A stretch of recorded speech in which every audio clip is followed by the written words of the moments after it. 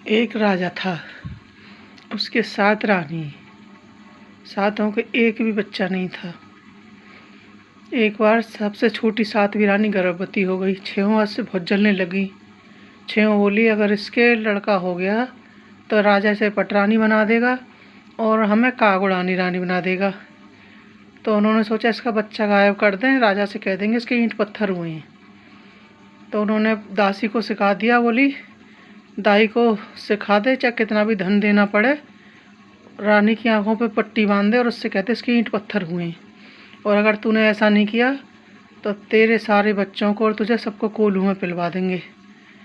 वो दासी डर गई, बोली ठीक है। तो जब रानी के बच्चा होने वाला था, उसने रानी की आंखों पे पट्टी बांध दी और वहाँ ईंट पत्थर रख दिए और बच्चों को टोकरी में रख के महल के पीछे नदी बह रही उसमें बहा दिए। उनमें 2 लड़के थे, 1 लड़की थी। और राजा से बोले अरे राजा साहब। राजा बोला क्या हुआ है रानी के? बोले अरे राजा साहब इनके तो ईंट पत्थर पैदा हुए।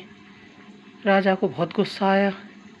उसने उसी समय वहाँ कागुड़ानी रानी बना दिया। सबसे ऊपर अटारी पे बैठा दिया, कौवे आते वो उनको उड़ाती। इधर वो बच्चे बहते बहते नदी में जा रहे। वहाँ एक धोबी धोबन सुबह ही सुबह कपड़े धोने आते थे। वहाँ उन्होंने बच्चों की रोने की आवाज़ सुनी। बोले अरे धोबिन कोई बच्चा रो रहा है। उनके कोई बच्चा नहीं था। वो बीच नदी में गया, टोकरी निकाली, वो उसमें मखमल के कपड़े बिछ रहे। बोले अरे ये तो किसी राजा के बच्चे हैं। उन्होंने उन्हें निकाल लिया। बोले भगवान ने हमें औलाद शायद इसीलिए नहीं दी, अब हम इन्हें पालेंगे। उन्होंने उन बच्चों को उठा लिया और पाला। जब बच्चे थोड़े थोड़े बड़े हुए तो खेलने जाने लग गए।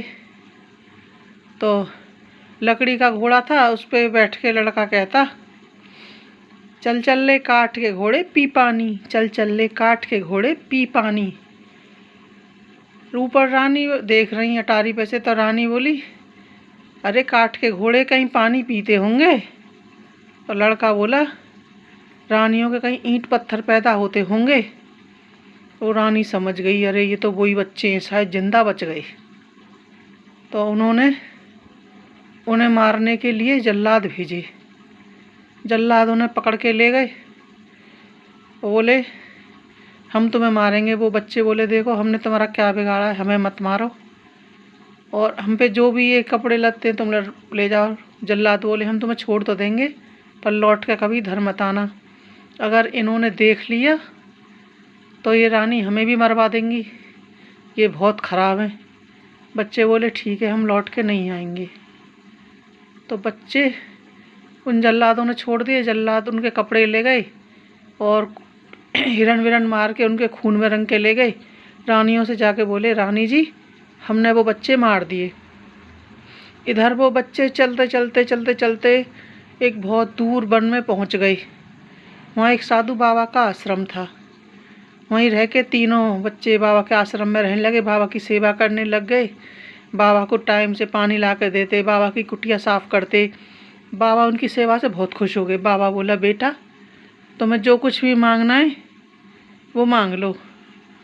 तो बाबा बोले, वो लड़के बोले बाबा हमें कुछ नहीं मांगना, हमें तुम्हारे साथ रहना है। बोला नहीं बच्चा मैं तो साधु हूँ, मेरे साथ कहाँ लगे घूमोगे, मैं तो आज इस नगर का लुस नगर।